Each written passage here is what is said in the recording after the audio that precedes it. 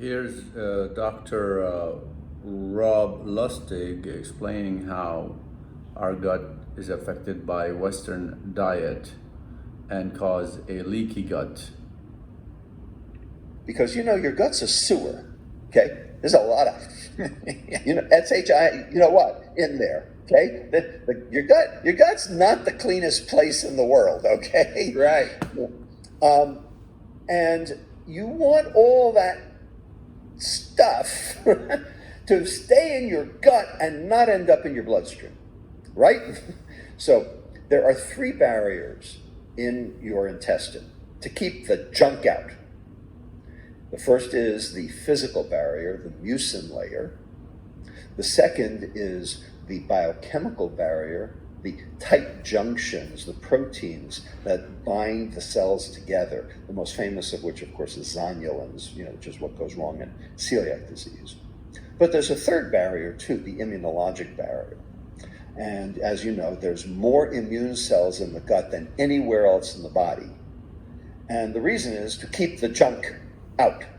And one of the major cell types that does this is a cell called the Th17 cell, and it makes a protein called IL-17, interleukin 17, very specifically to maintain intestinal integrity.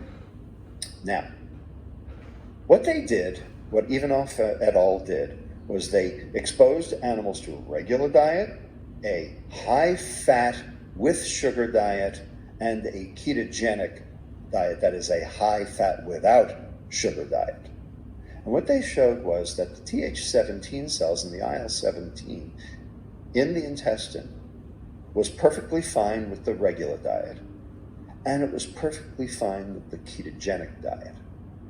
But with the high-fat diet with a little bit of sugar, in other words, our diet, the cafeteria diet, the standard American diet, the SAD diet, the SAD diet, our diet, okay?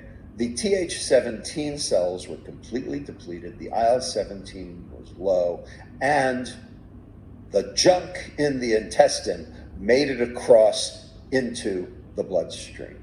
Yeah.